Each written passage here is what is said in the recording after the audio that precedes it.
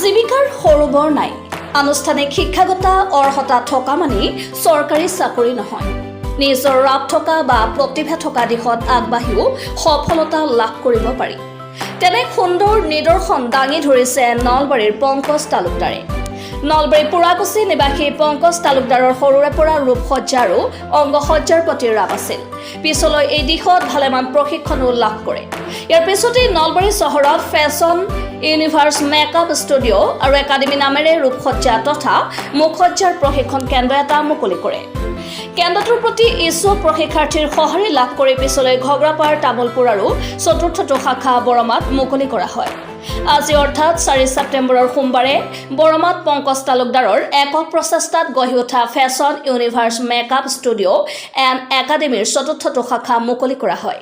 শাখাটো আনুষ্ঠানিকভাৱে মুকলি কৰে নলবাৰী সদৰৰ সাংবাদিক মৃদুল কলিতাই লগতে উপস্থিত থাকে সাংবাদিক ধ্ৰুৱজ্যোতি মালাকৰ বৰমা মহাবিদ্যালয়ৰ ছাত্ৰ একতা সভাৰ বিষয়া থাচাৰী বসুমতাৰীৰ সৈতে উক্ত প্ৰশিক্ষণ কেন্দ্ৰৰ মুখ্য প্ৰশিক্ষিকা স্তুতি চৌধুৰী আৰু বৰমাৰ বিভিন্ন প্ৰান্তৰ পৰা অহা প্ৰশিক্ষাৰ্থীসকলে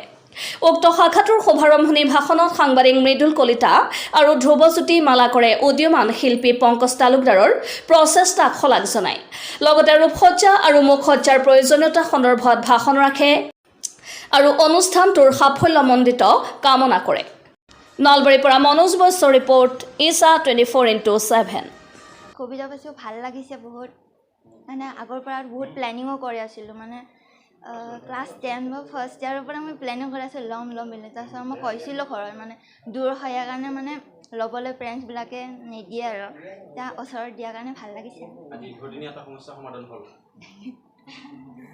যাৰ প্ৰতি এটা আগৰ পৰা ইচ্ছা আছে আৰু এই বিষয়ে বহু আনুষ্ঠানিক তেওঁ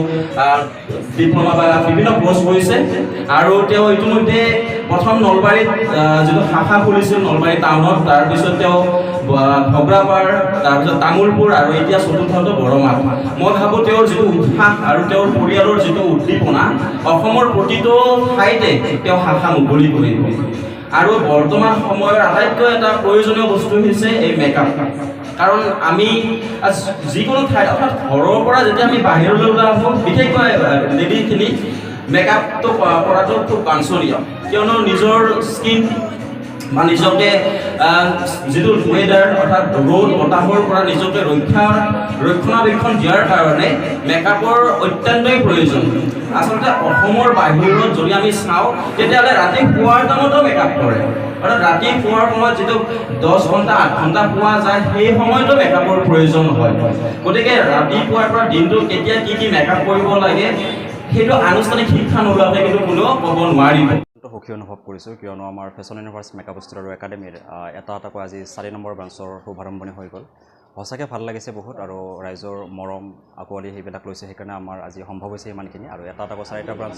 ইমান সম্ভৱ নহয় কাৰণ একেটা বছৰতে আমি 4টা শাখা মুকলি কৰাৰ কাৰণে আমি আগবাঢ়িব পাৰিছোঁ গতিকে সঁচাকৈ বহুত ভাল লাগিছে